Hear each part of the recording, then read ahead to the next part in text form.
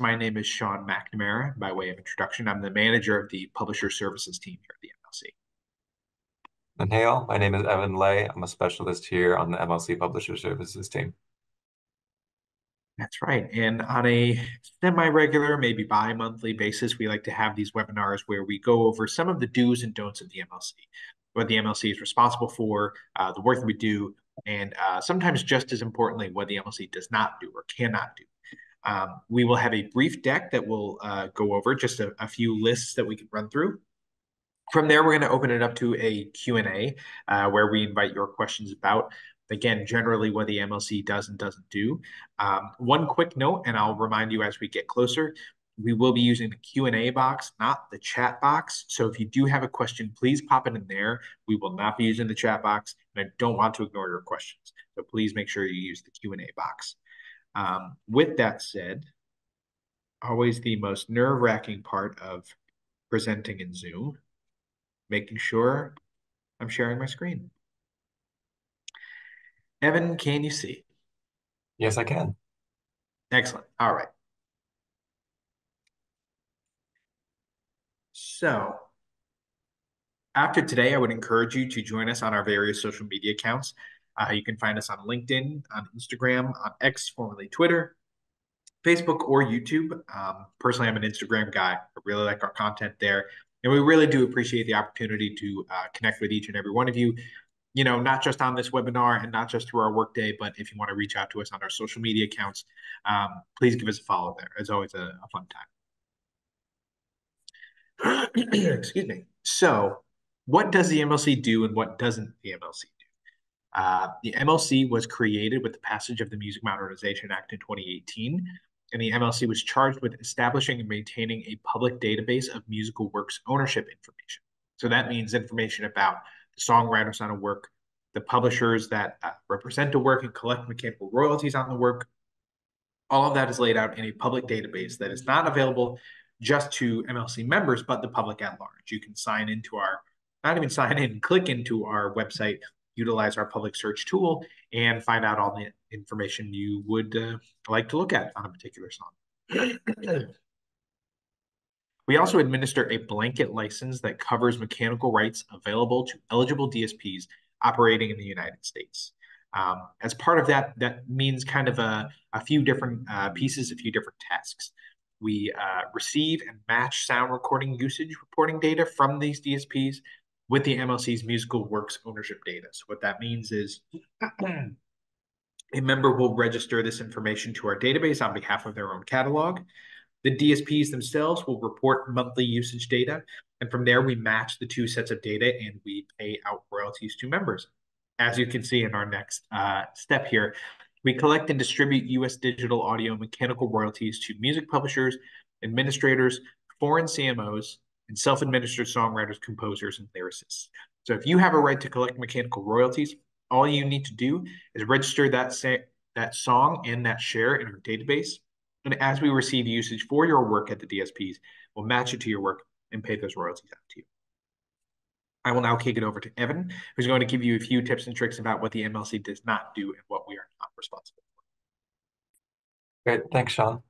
So, as I'm sure many of y'all are aware, the types of royalties that are paid out for recordings on DSPs are split into multiple different types of rights. And the MLC is pretty specific in the types of royalties that we do collect, Sean laid out. And so it's important to lay out the other types of royalties that the MLC does not cover. So, for example, MLC does not administer performance rights for musical works or collect those corresponding performance royalties. So when your song is played at a bar or a venue around town, those performance royalties would not be collectible through the MLC. Additionally, the MLC does not administer digital performance rights for sound recordings or collect digital performance royalties. So that means when your song is streamed on a DSP, the MLC is not going to be administering those digital performance royalties that come along with that stream.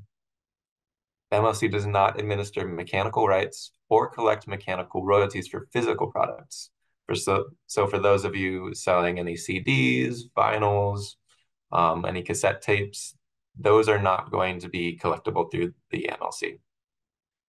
The MLC also does not administer any licenses or collect any royalties related to the use of musical works in audiovisual products. So what that means is that anytime there's a visual component to the usage of your work, meaning placement in a TV show, in a YouTube video, a video on Facebook, anything that has that visual aspect is going to fall outside of the MLC's scope of work. And lastly, the MLC does not administer licenses or collect royalties for the use of musical works outside of the United States. Again, our scope is pretty limited in what we can and cannot collect, and that does limit us to specifically usage within the United States. So, as a refresher, or as just in summary, the MLC does not replace your PROs, those are your BMIs, your ASCAPs, and the MLC does not replace Sound Exchange. So if you have relationships with any of those other organizations, it'll be important to maintain those relationships to continue collecting those royalties and get the full piece of the pie.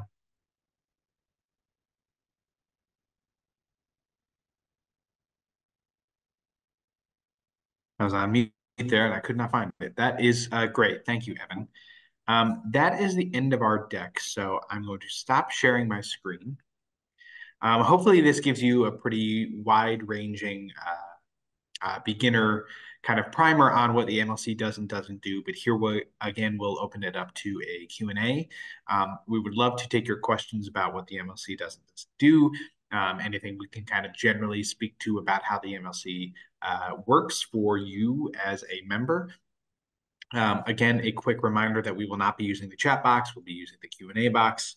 Can't say it enough. I don't want to miss your question. So please let us know if you have anything you'd like to ask us. Right now, that Q&A box is very empty. So be the first one in. Let us know what you're thinking.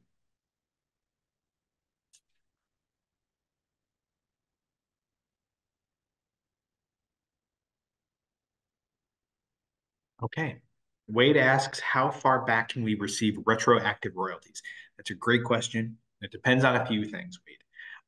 So the MLC mainly collects royalties. I shouldn't say mainly. We're really charged with royalties earned from under the blanket license that went into effect January 1st, 2021 and forward. So anything January 1st, 2021 and forward is kind of the MLC's bread and butter. But we did, however, receive a large sum of money, kind of what we call informally call the historical unmatched, which was a few $100 million of older royalties, pre-2021 royalties from the DSPs that hadn't been paid out previously. So what you can do is that if you're registering your works, you can look in our matching tool to see if there's any recordings with historical usage that haven't been paid to your works. Some royalties may be coming out in Phono 3. That's still to be distributed later this year.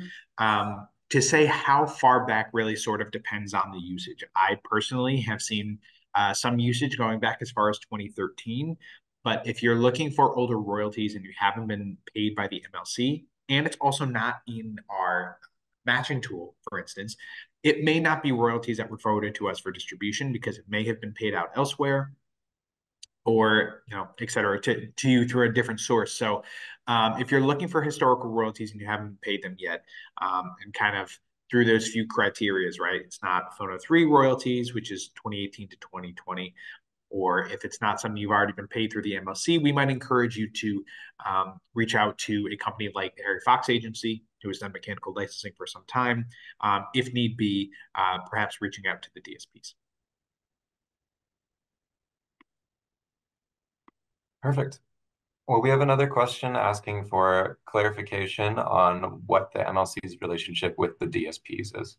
So if we zoom out a little bit, the MLC is charged with issuing blanket mechanical licenses to eligible DSPs, which stands for digital service providers. Those are your Amazon Musics, Titles, Spotify's, anywhere you can stream music on the internet. There's a full list of what DSPs are covered by the blanket mechanical license on our website, and we can throw the link in that, the link for that for you in the chat. You can search any DSP and see if it is covered by the blanket mechanical license. When a DSP is covered by this license, they can then host any of the works that are on their streaming service with a limited liability, but they do have to pay the corresponding digital audio mechanical royalties to the MLC. The MLC will then collect those royalties and distribute the royalties to the MLC members based on the works that are registered in the MLC database. So that's why it's really key to make sure, if you haven't already, to establish a member with the MLC and register your works so that we know who to pay that money to when it comes from the streaming services.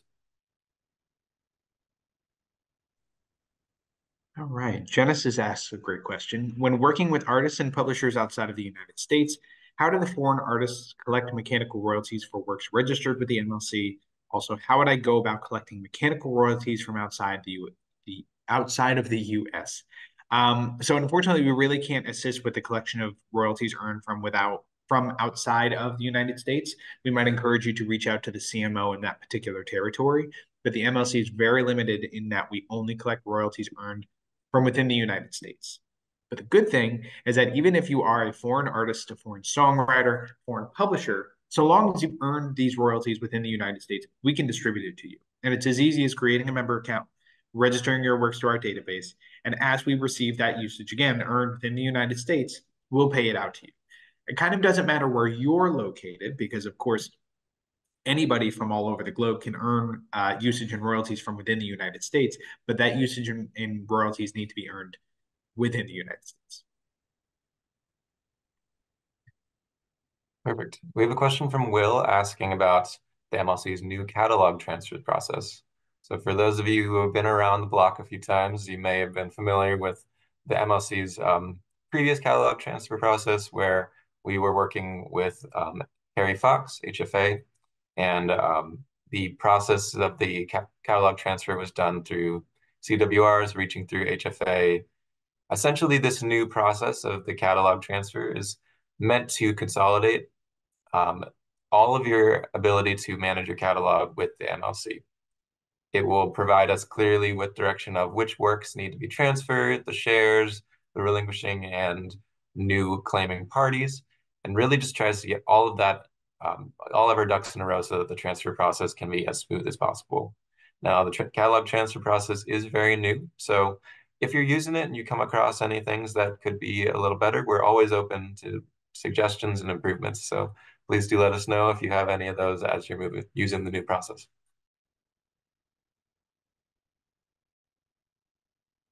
Okay, we got a couple of the same sort of questions, so I'll loop in Sean and Wade's question together for starters. Sean asks, what are the differences between MLC and HFA? Wade asks, can someone use HFA and the MLC? The answer is yes, you can use both, and you should use both. And there's a few differences between the MLC and HFA. What I will say is that HFA is the MLC's data vendor.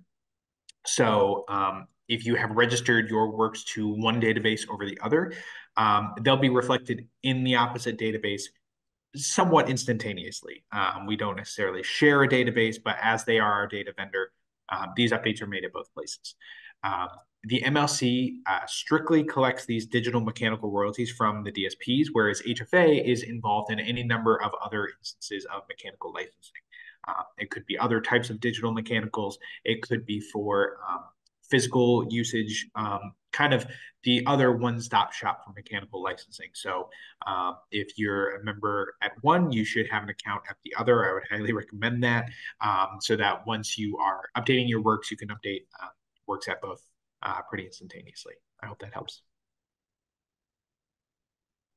We have a question from Mark who's asking a question specific to GAMA, but it could be more applicable to other foreign societies since there are similar relationships in other countries, particularly in Europe. Mark is asking, I work for a German publisher. Many writers are members of BIEM societies such as GAMA. We have a US sub-publisher that has historically collected 100% of mechanicals, which we and the writers are happy with. Do BIEM societies like GAMA take a share of mechanicals for their writer members? The concern is obviously that this could easily create conflicting claims. So, Mark, the answer to your question is kind of twofold. One, GAMA does collect royalties through the MLC. They have their own member account, and they register shares onto works. However, your particular agreement with the writers that you represent will depend on your relationship with GEMA. So GEMA does collect royalties through the MLC, but that doesn't necessarily mean that they'll be collecting your royalties. So because of that, you'll want to double check with GEMA and make sure you're on the same page because you're right, could create conflicts, get works placed on hold, and then no one's getting paid for them. So we don't want that. We want money flowing. So making sure you have a clear line of communication with those foreign CMOs is really critical in making sure everything is registered cleanly. Jer asks, if I am doing royalty splits on Sound Exchange for featured artists, would I need to do the same with the MLC? Wouldn't they need to register and claim, or would I as administrator? Jared, that is entirely dependent on the work itself. What should be registered to our database are the mechanical share percentages. So if this featured artist, was given a share of the mechanical royalties from a song for their work, that share would be registered to our database. And from there, it kind of depends on who they have collecting their mechanical royalties for them. Perhaps they're doing it as a self-administered songwriter. If they have an administrator, however, and if you are the administrator of their mechanical royalties, then you would be registering that work to our database on their behalf. That kind of is a good blanket statement. The party that should be registering these shares to our database is the administrator of these works or these shares. And it may be the artist as a self-administered songwriter, but if they have a publishing agreement, if they have an administrator, it'll be their responsibility to register those to our database. Great. We got a question from Rod asking, what does the MLC require as proof that an administrator or publisher is authorized to collect on behalf of someone who has registered works with the MLC? So, Rod, let's go through a few different scenarios here. First off, scenario being this writer has not yet registered any works with the MLC. In those cases, you don't need to provide the MLC with a letter of direction or any sort of official documentation. You can go ahead and register those works pursuant to your agreement with the writer. However, if the writer in scenario two has works registered and either self-administers or is administered by another entity, you'll need to go through the catalog transfers process, which we discussed earlier. In those scenarios, we would ask that you provide any executed agreements and or letters of direction that demonstrate your role as the administrator in this situation. Additionally, you'll need to fill out the catalog transfers form, which does lay out specifically which works are subject to the agreement, the shares, and all that data, which makes the catalog transfer go smoothly. Once we get all that from you, we require relinquishment to come directly from the relinquishing party. So, for example, if you're taking over administration from Sony, we will reach out to Sony and ask them to confirm the relinquishment. So it's always a good idea to make sure you're on the same page as the relinquishing party as well. You could even do so much as give them a heads up of, hey, I'm transferring this. You're going to hear from the MLC. So to reach out asking for your relinquishment. As long as everybody's communicating and getting that clear line of agreement, we can get those works transferred over into your catalog. A third scenario is if there's a conflict or a dispute over a work. So say, for example, you go to transfer your work and Sony in the same example does not relinquish. And instead of relinquishing, they even go as far as to maintain their claims. In those situations, the MLC does have a conflicts and disputes policy in which we facilitate a conversation between the conflicting parties.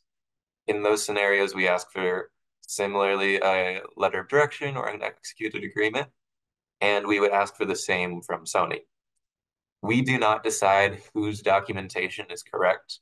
However, once documentation is provided, those works can go on hold while you would discuss with the conflicting party to find an agreement. So those are three different scenarios where you would be asked to provide, where you would be taking over any administration for a writer. If there's any more specific questions, we're happy to answer them if you reach out to our support email.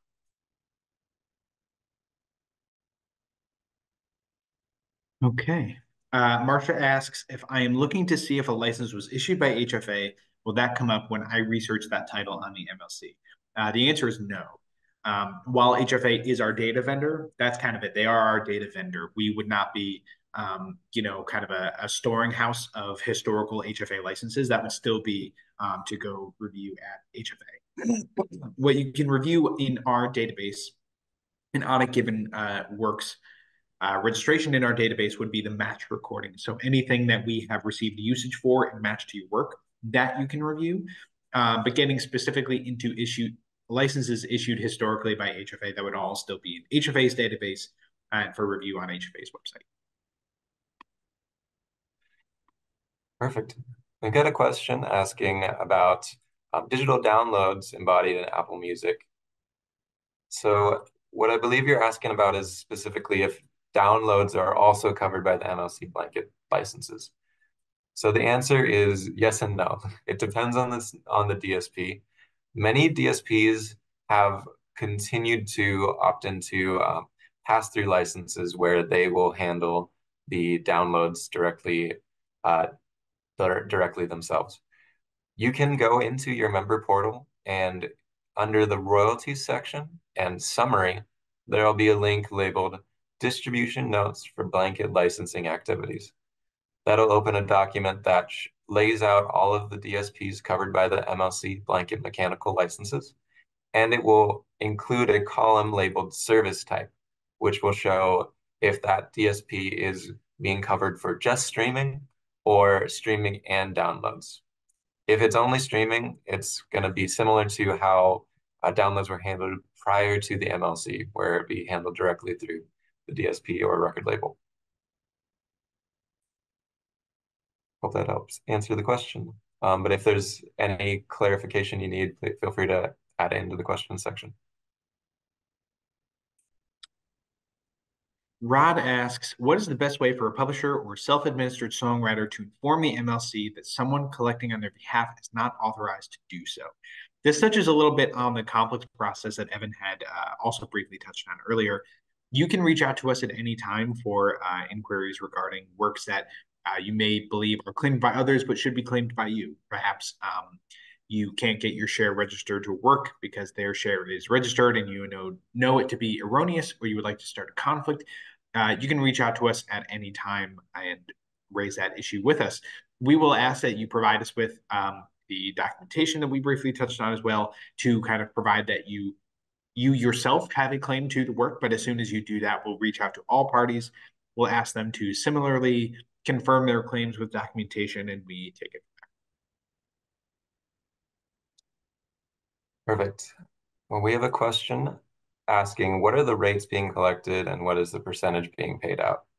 So as many of you may have seen in a recent press release, the MLC is now paying out at the Phonorecord 3 rates were finalized, but we're now in the Phonorecord 4 distribution period. So those rates are going to be based on a percentage of the total all-in royalties for the usage of the recording. We're at 15.1% as of right now for the beginning of Phonorecord 4. Those rates are decided by the Copyright Royalty Board, and they're set on a multi-year period of time where the royalty board will reconvene every couple of years to redetermine those rates.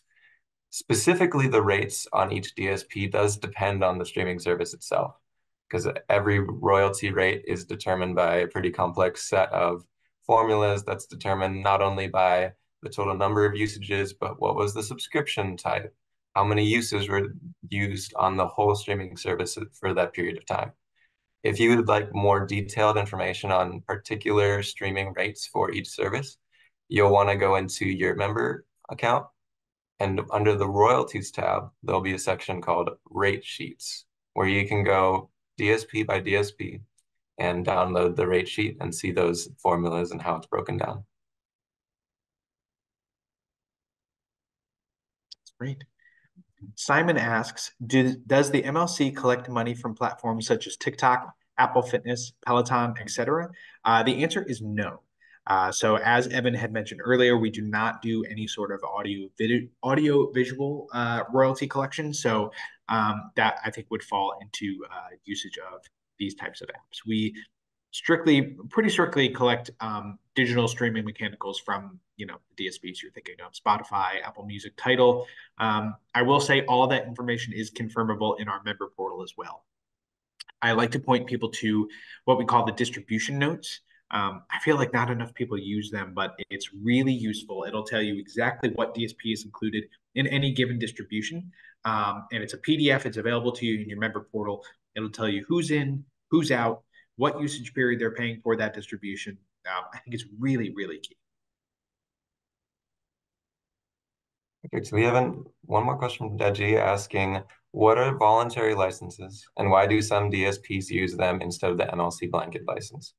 So a voluntary license is, as the name suggests, a optional license directly between a music rights owner and the DSP.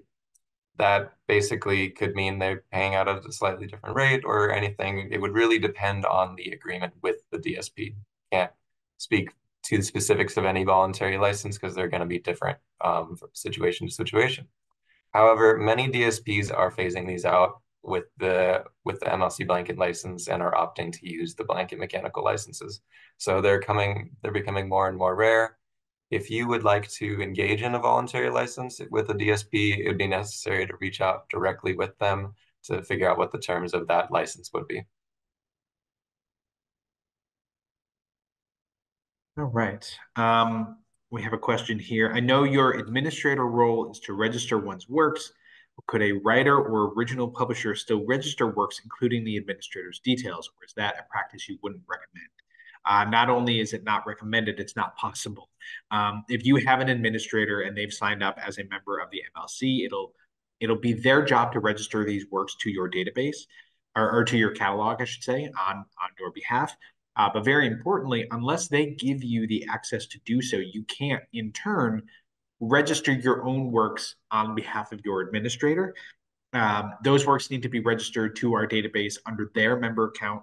They have the access. They could choose to give you that access, but otherwise, if you have an administrator and they're an MLC member and you were to instead choose to register your own works, very likely you would be creating duplicate works in our database, or perhaps just rejections. Either one is very messy. It's not advisable. So if you do have an administrator, I would encourage them, or I'd encourage you to discuss with them, ensuring that your works are registered in a timely fashion. That is all we have for the moment. We'll leave it open for a second in case we have any other questions, because these were a lot of really good ones. Thank you so much for sending them. I will say if, it'll be the last call for questions, but if you have any other questions after this webinar, please reach out to us. We have emails, phone numbers, all available on the website at any time. We are happy to reach out to you. We're open 8 a.m. to 6 p.m. Central Time, Monday through Friday. We even have a chat box in our portal as well, so you can reach us live at any time. So yeah, please let us know if you have any further questions. But I think with that, we'll close it up. It seems like everybody's pretty settled. So thank you so much for joining us. It's been a real pleasure to talk with everybody today. Take care.